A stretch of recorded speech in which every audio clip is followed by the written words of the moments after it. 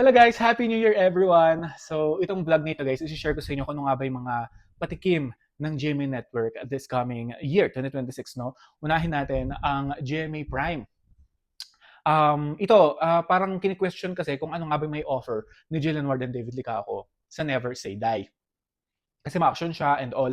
Ano nga ba, love team ba sila dito? I'm very curious talaga of what will the story is all about. And alam ko ma-action siya and all, but ano yung meron siya na wala sa iba na action din, just like Sanggang Dikit, which is really doing well. That's why na-extend na na-extend ang serye ng Denjen. So I'm really looking forward kung ano nga ba yung gagawin ni Jillian Ward and David Licaco sa kanilang teleserye nga Never Say Die. So very excited din ako.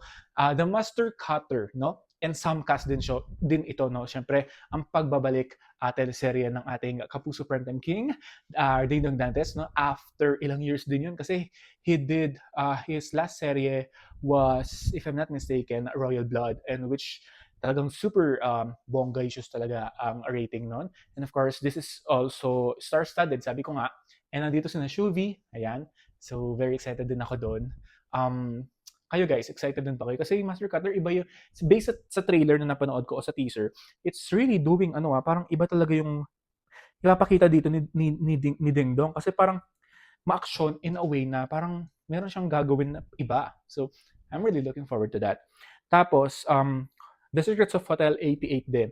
Alam mo, when I first heard nga na merong gagawing teleserye ang mga PBB Celebrity Collab Edition Season 1, talagang oh my God, matinding aktingan talaga ito. Lalabas talaga ang mga angking talento ng mga artistang ito, hindi lamang sa totoong reality na buhay, kundi talagang sino nga ba ang magaling or sino nga ba yung parang aangat. But there's no competition involved because they were like family na talaga. Talagang barkada na in a way na makikita na natin ang kanilang camaraderie or ang gagawin nilang mga aktingan showcase dito. Siyempre, magagaling dyan si Cyril, si Esner din, si Will, si Bianca, and of course, yung mga big winners natin, siyempre, hindi magpapahuli yan, Nick Brent, and AZ, Ralph, marami pang iba. Nandito lahat sila. So, even Clarice and Shuvi is a part of the series as well. So, very excited din ako dito at kung kailan dito papalabas. Sabi na first quarter. So, very excited din ako doon. And, code name Gray, sabi nila, it's a medical drama. Ang magbibida daw doon ay si Alden Richards. So, very excited din ako doon dahil sabi nga niya last year, he will doing a teleserye. So, I think that was it. I think that's it. Ayun. So, Hari ng Tondo, sabi nila, ang pagbabalik ng ating Kapuso from the Action Hero. Si Ruru Madrid. So, pinaghahandaan niya rin ito. And okay rin yun na parang may pahinga si Ruru because he's been like doing film and a teleserye at the same time last year. So, I think this is better na parang second quarter siya lalabas or ipapasok. What else? Ano pa iba yung hindi ko na ng Tondo, Firewall Code, tsaka Whispers from Heaven. Oh my goodness, sino kayong bibida sa Whispers from Heaven? At saka yung isa. Kasi, feeling ko si Barbie is part of one of the Code Gray is Alden. Firewall Code, hindi ko alam kung sino. Whispers from the Heaven. Grabe dun talaga. Talagang, oh wow. Sino kaya, di ba? Afternoon Prime naman tayo, House of Lies, nakita naman natin na napakaganda ng trailer. Kudos to the team, kudos to the director and the cast, and of course, pagbabalik ito ni Chris Bernal sa sa Afternoon Prime, and of course, comeback din this year ni Mike Tana. I've never seen him acting for a while. I think this is his comeback as well. And of course, with Beauty Gonzalez, di ba? So, napakagandang mga parang kumbaga lined up, 'di ba? Na mga lead stars. House of Lies is really wow, talaga for me. Apoy sa Dagat naman, ang alam ko dapat gagawin na ito last year Kaso nagka-problema and all, Sisters Game to before. Tas inoffer kay Carla, tas parang hindi yata parang tinurn down niya. That's why napunta kay El Villanueva and Derek Monasterio. And of course, with Ashley Ortega. So, I don't know kung ano ba siya dito, kung kontrabida and all, but I think may pagkaganon because of her look. in her look recently, di ba? Nakita naman natin sa Shake, Rattle, and Roll promotions. A Mother's Tale, I don't know kung sinong bibida dito because, oh my goodness. Ito na nga, no, Born to Shine din, kasama din sa lined up for GMA Afternoon Prime serye. Ito ay pagbabalik ng balan ni na Zephanie and Michael Sager. This time, magbibida sila sa Afternoon Prime serye naman, Born to Shine. So, it's a musical drama. And kasama nila din dito si Miss Vina Morales. So, looking forward din ako dito dahil aktingan and of course, may magaganap din na kantahan dito. Diba? Tapos The Buoy and Tekla Show on the go. So hindi natin alam kung ano nga ba ito on the go eh.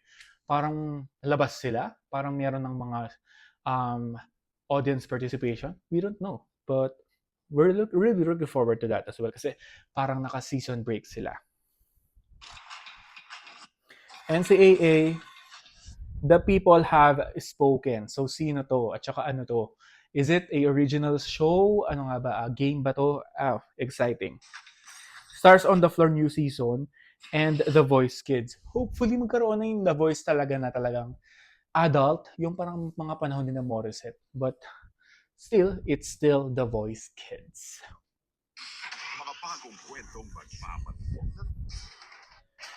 tapos mga K-drama. Ito 58, no? Looking forward talaga ako dito kasi parang iba. Alam mo yung Tatak Public Affairs, Tatak GMA Pictures siya. 58, Massacre siya. Ella Arcangel naman, it's a... Yung Ella Arcangel naman, parang based sa book, if I'm not mistaken, kasi parang nasa event siya nung last year na sinabi nga na it will be going to be a film. Tapos, wag kang titingin. I was lucky dahil napanood ko siya yung full trailer during, I think it's P77. Ay, hindi. KMJS, nung gabi ng lagim, premiere night. So, pinakita yung full trailer. So, it's very good, napakaganda ng trailer. So, talagang nakakatakot talaga siya. And of course, stars dito yung mga sparkle artist.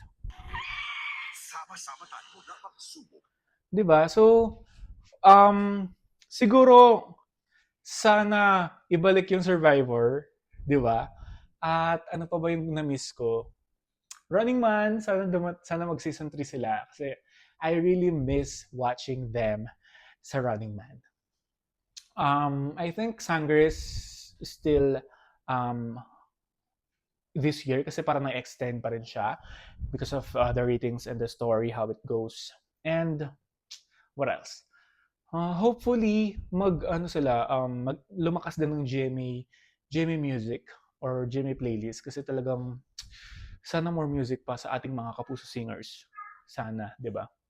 And what else? Ayun, concert din sana para at least full pack na talaga ang 2026 ng GMA. But I am really looking forward sa The Secrets of Hotel 88, Master Cutter, Apoy sa Dagat.